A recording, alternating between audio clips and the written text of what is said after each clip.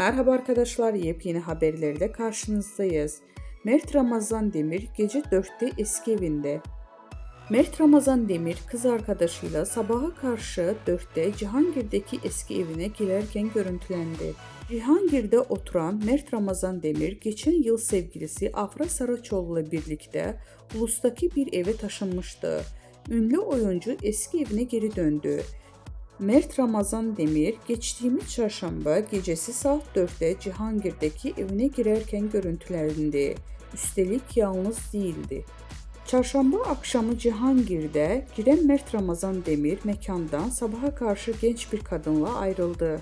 İkili Demir'in eski evine yürürken objektiflere yansıdı. Apartmanın kapısının arkadaşı anahtarla açarken oyuncu muhabirlerin sorularına cevap verdi.